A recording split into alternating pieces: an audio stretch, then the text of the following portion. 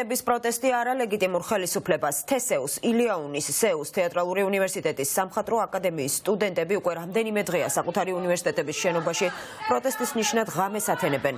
წუხელ ღამით ერთ-ერთი უნივერსიტეტის შენობაში გაფიცულ ახალგაზრდებს მიზანმიმართულად ელექტროენერგია გაუთიშეს, თუმცა ახალგაზრდები არაპირებენ შეეგუონ ოლიგარქიული რეჟიმის რეპრესიულ პოლიტიკას და მთავარი მოთხოვნების შესრულებამდე პროტესტის შეწყვეტას არ გეგმავენ. მოთხოვნები კი უცვლელია დაინიშნოს ახალი არჩევნები და გათავისუფლდნენ რეჟიმის ტყვეები.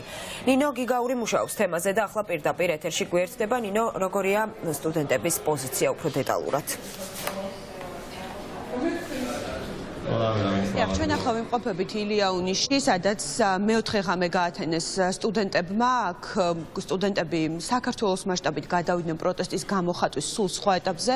მათ გადაწყვიტეს, რომ ისინი დარჩნენ უნივერსიტეტების შენობაში, გაათენონ ღამე და მათ პროტესტს ჰქონდეს უწყვეტი სახე. ჩვენ ვხედავთ პროტესტს რუსთაველის გამზირზე, რომელიც ასევე არის უწყვეტი. ჩვენ ვხედავთ სხვადასხვა ადამიანთა ჯგუფების მიერ ორგანიზებულ პროტესტს, რომელიც არის ხოლმე პერიოდულად, სხვადასხვა სახით, მარშით, მსვლელობით, საპროტესტო აქციებით, თუმცა სტუდენტები არიან ის ადამიანები, რომლებმაც გადაწყვიტეს, რომ მათი პროტესტი ასევე იყოს უწყვეტი. მნიშვნელოვანია ისიც, რომ საქართველოს მასშტაბით 10-მდე უნივერსიტეტი სწორედ პროტესტის ამ რეჟიმზე არის ახლაც. მეხუთე დღე არის დღეს, რაც ეს გადაწყვეტილება მიიღეს სტუდენტებმა. ამ შემთხვევაში, ილიაუნის შემთხვევაში, მათ არ აქვს დაპირისპირება ადმინისტრაციასთან და უნივერსიტეტის რექტორთან.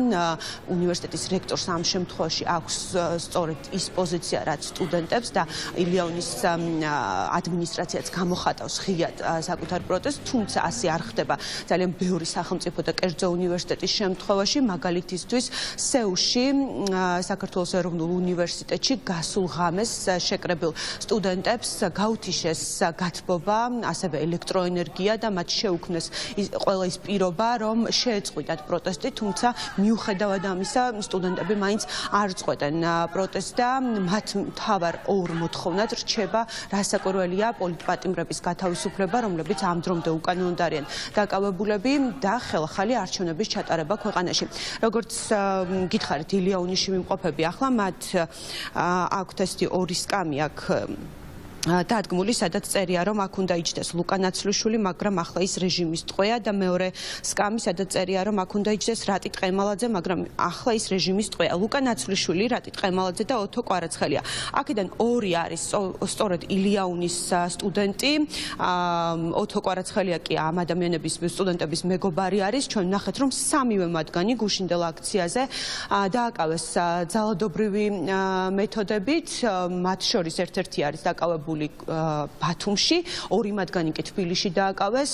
ამაზე ჩემი კოლეგა უკვე საუბრობდა, რომ ასე ვთქვათ, პოლიციელების ტანსაცმლის გარეშე ჩაცმულმა სამოქალაქო ტანსაცმელში გამოწყობილმა პირებმა დააკავეს ის ავტომობილით, რომელიც არ ეკუთვნოდა არც ერთ უწყებას. აქ არიან ახლა სტუდენტები და გავესაუბრები მე მათ. დავიწყებ სალომე. აი მეხუთე დღე არის უკვე და დღესაც რა გეგმა გაქვთ თქვენ და რა არის თქვენი მთავარი სათქმელი? ჩვენი მთავარი სათქმელი ისევე როგორც ყველასი ამ ქვეყანაში არის ორი მთავარი მიზანი. ეს არის ჩატარდეს ახალი არჩევნები და გამოუშვან ყველა ის პატიმარი, რომელიც უკანონოდ არის დაკავებული ამ პროცესების განმავლობაში. როგორც იცით, მეხუთე დღე არის უკვე პროტესტის. ჩვენ შევუერთდით საერთო სტუდენტურ პროტესტს, ვინაიდან ამ პროტესტში ჩვენ მარტო ილიას სახელობის უნივერსიტეტი არ ვართ ჩართული.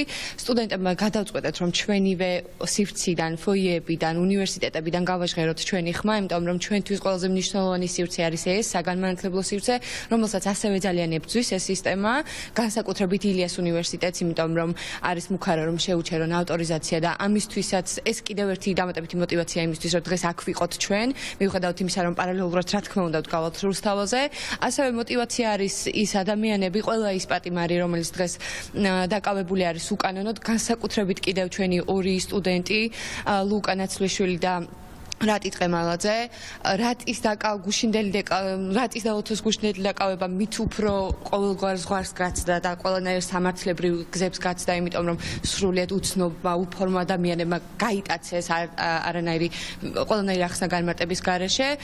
შესაბამისად და შემდეგ უკვე გვიანობამდე ვერ ვიგებდით მათ მდებარეობას, თუ სად იყვნენ გადაყვანილი.